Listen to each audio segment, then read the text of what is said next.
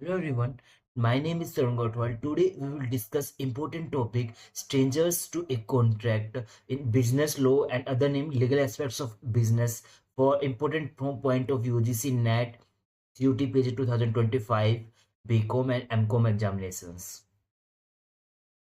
So firstly we will discuss about stranger. What is stranger? A stranger to a contract means a person who is not a party to the contract. Such a person cannot bring a valid suit. This is called doctrine of privacy of contract. Means एक stranger person वो होता है दो parties के बीच में जो contract होता है उसमें थर्ड पार्टी इन्वॉल्व होती है। वो थर्ड पार्टी केस फाइल नहीं कर सकती क्योंकि वो थर्ड पार्टी है, उस केस उस कॉन्ट्रैक्ट के अंदर वो है ही नहीं। सो द स्ट्रेंजर व्यक्ति वो होता है जो कॉन्ट्रैक्ट के अंदर इन्वॉल्व है ही नहीं और वो केस भी फाइल नहीं कर सकता है। And what is doctrine of privacy of contract? The doctrine of privacy of contract means that's the rights and obligations exist only between the parties to the contract. जो parties contract कर रही है उन्हीं के बीच में राइट एंड ओब्लिगेशंस, ठीक है, एक पार्टी दूसरी पार्टी को बाउंड कर सकती है। डॉक्ट्राइन ऑफ प्राइवेटी ऑफ कॉन्ट्रैक्ट ये कहती है कि एक पार्टी दूसरी पार्टी को बाउंड कर सकती है, ओब्लिगेट कर सकती है जिन पार्टीज के बीच में कॉन्ट्रैक्ट हुआ है, बट थर्ड पार्टी इन्वॉल्व इसमें नहीं होती, केस फाइल भी नहीं कर सकते हो। बट इसके कुछ एक्सेप्शंस होते हैं। So we will discuss about what is the exceptions of जैसे एक्सेप्शंस ऑफ दिस कि जो थर्ड पार्टी के जो केस जिस केस में केस फाइल कर सकती है। Firstly, when express or implied trust is created, settler or trustee are parties to a contract of trust. Settler is the author of the trust and the trustee is the administration of trust. जैसे हम example लेते हैं, एक A transfer his property to B for the benefit of orphanage.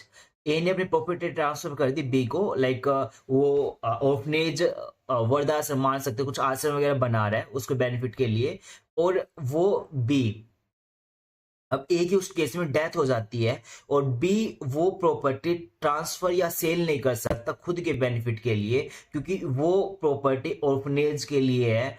तो वो जो orphanage है उसके बी के केस में अगर प्रॉपर्टी सेल करते हैं उसके अगेंस्ट में केस फाइल कर सकते हैं, वो उसके राइट्स है। And second, acknowledgement.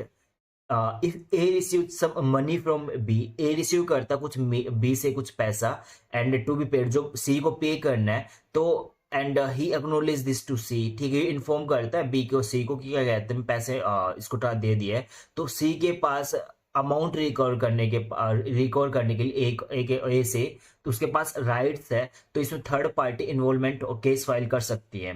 And law of legacy, जैसे कि the principal can sue on a contract entered into by the, जैसे कि एक प्रिंसिपल एजेंट का रिलेशनशिप है तो एजेंट की वजह से प्रिंसिपल कॉन्ट्रैक्ट के आया है क्योंकि प्रिंसिपल ने राइट दे रखे एजेंट को तो कॉन्ट्रैक्ट में आ सकता है, तो वो केस फाइल कर सकता है प्रिंसिपल भी।